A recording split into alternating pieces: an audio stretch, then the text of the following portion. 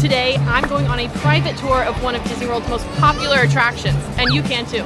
Let's go check out the Wild Africa Trek. Okay, and for this video specifically, we of course never want to be annoying or rude to other guests in Disney World, so I thought it would be best if I just take clips of the tour when I'm there, and then I'll talk about it here in my own home as to not disrupt everyone else that was on my tour that day. We are talking about the Wild Africa Trek at Animal Kingdom.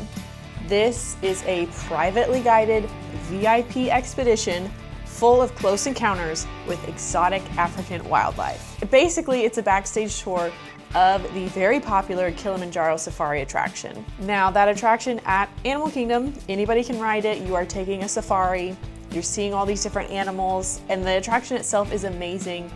Absolutely a must-do every time you go to Animal Kingdom. This tour basically takes you behind the scenes and shows you a few different animal enclosures up close and personal like you've never seen before. But let's talk about it step by step. Basically, you are going to have to book a reservation for this. It is very popular. It fills up quickly ahead of your trip.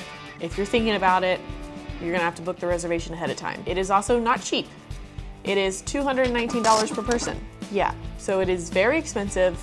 It is one of those once in a lifetime experiences. It is definitely a Disney bucket list item. This is not something you're gonna do every single trip at Disney World. You might only do it once in your life.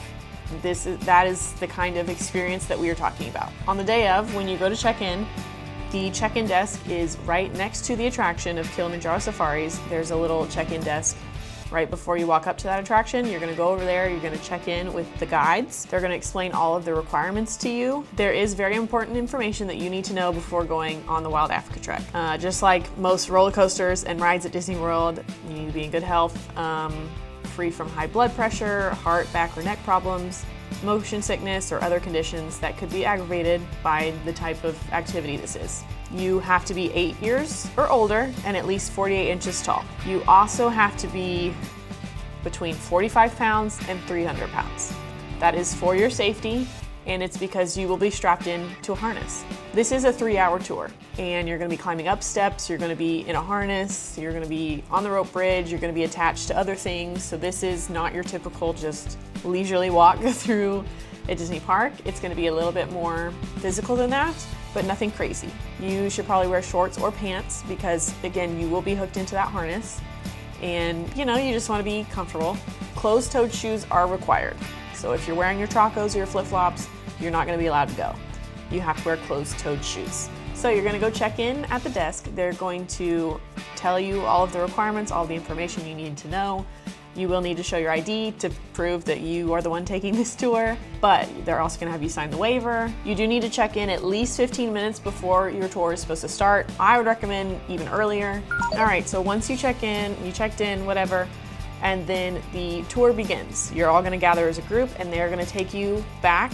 The entrance is right next to Kilimanjaro Safaris. It's just on the right. You are gonna put all your stuff in lockers. These are complimentary. They have many different sizes of lockers. I had my big, huge white backpack with me, so I needed a bigger locker than everybody else, and it was totally fine. Everything that you take with you on the tour has to be attached to your vest. So they will give you a vest. It's gonna have tons of pockets, and they do have the tools that they can give you to hook everything to your vest. But like, I had my phone, I had this DJI camera with me. They will give you wrist straps and straps where it attaches to your vest. They're going to give you a water bottle that you will get to keep. It's actually really cute. It has the Wild Africa Trek logo on it. It's a pretty nice water bottle too. So that will attach to your vest. You're gonna get fitted for your vest. You will have to step on a scale. You will not see the scale, you won't see the number. Only one person will see that number, and all they're gonna do is look at it, and it will tell them which vest to give you. They're gonna give you all the attachments, the little phone case where it's got the little loops right there. That's how you attach the wristlet to your phone. So you can take your phones, you can take cameras and all that kind of stuff as long as it attaches to you. Take pictures and videos all that you want as long as it's connected to your body. You can't take your magic band. You don't need it for this tour, so they're gonna tell you to take your magic band off, put it in your locker. You will also receive a headset, and basically that's so you can still hear everything that the guides are saying, even when they're not super close to you. Talk to you the entire time. These guides are so knowledgeable. Once you get all set up, you will start to head towards the Gorilla Falls exploration trail, whatever it's called. Gorillas! Gorillas! So the very first thing, you're gonna walk a little bit where all the other guests are, walking through the Gorilla Falls trail. And then when you start to go backstage, it's right by where the meerkats are. So you've got the meerkats, and you know, there's that little covered area where you can look at the meerkats. So once you get over there, you're actually just gonna start walking on this trail that is blocked off, that normal guests are not allowed to go on. That's gonna take you to the first animal enclosure. So you're gonna take that path, and the first place that you're gonna go to is the hippos. So when you're on the Kilimanjaro Safari attraction and you're in the car and you drive past the hippos, on the Wild Africa Trek, you're actually on the other side of the hippos and you're standing there. They're gonna give you fun facts about the hippos, tell you how they take care of them, all of that. Two of the actual hippo caretakers, and they had a bucket of lettuce. They were going to try to get the hippos to swim close to us because they were just doing their own thing out in the water. When it comes to any of the animals at Animal Kingdom, they do positive reinforcement, so they never get punished for anything. So the hippos this day didn't care for a snack of lettuce. They just stayed doing their own thing, and that was okay. All right, then after the hippos, you are going to keep walking through a trail, and you are going to end up over the crocodiles. So you'll keep walking through a trail, and eventually you will come up to this structure. The guests only go to level 2, and then the guides will go to level 3 to hook you into your harness. Again, they're gonna give you a safety talk before you do every single little thing, so you don't have to stress out. This is the part where you're gonna go over a rope bridge over the crocodiles. Then once everyone is done with the rope bridge, you are gonna stay in that area for just a second longer, because there's an additional part where everyone gets hooked up to their harness, and you're gonna stand at the ledge overlooking the crocodiles, which is, again, crazy because that's the closest you'll ever get to the crocodiles. So after the crocodiles, that is the 2 animal enclosures that you're gonna get up and personal with. But that's not the end of the tour. So you're gonna walk a little bit farther on the trail, and you're going to get to your own personal safari truck. These safari trucks for the Wild Africa Trek are different than the regular attraction safari trucks. These safari trucks are completely open in the middle. All the seats are on the outsides of the truck. You can see everywhere. You can see all sides of the safari truck because you're going on your own personal safari. For example, we drove right up to the giraffes, and we just stopped and we sat there maybe 10 minutes. It was very cool. That is the closest I will ever get to those giraffes. And we saw baby Tucker, and he was really cute, and he was very close to the truck. And when you stop and just sit there for a minute, everybody in the safari truck can get up, walk around. You just sit there for a minute. The guides are going to talk about the animals and the overall safari attraction. You can ask them questions about animals, about the attraction, about anything. So after we saw the animals for a little bit, we started driving again, and we went to the Boma. Now, the Boma, it means safe place in Swahili. When you're on the attraction and you go past the flamingos towards the end of the attraction, and there are tables and chairs, and it's covered, and that's basically where we're gonna sit, and you have a snack. The Boma also has restrooms, so you can finally take a restroom break. Now let's talk about that snack. So the container that your food comes in is called a tiffin, AKA Tiffin's Restaurant. It's basically like a little lunchbox kind of thing, and it's got multiple levels and a variety of snacky items. The Disney World website says the menu items are subject to change because a lot of the times the chefs that are making the food for this tour, whatever they're inspired by that day. So it might be different when you take this tour. But my tour had garlic and leek hummus with pita, had a little bit of prosciutto and mozzarella. There was an olive mix with pickles. There was fresh fruit. There was a chicken wrap, which was delicious. Also had marinated tandoori shrimp. The dessert was like a homemade granola bar. Also, because my tour only had 15 minutes here, I didn't get to eat all of it. What I did, I tried a little bit of everything, and all of it was wonderful, fantastic, delicious. But don't expect this to be like a full sit-down meal. So you're there for a few minutes, you get pog juice, you get your snacks, and then you're gonna go back on the safari truck to finish out the safari.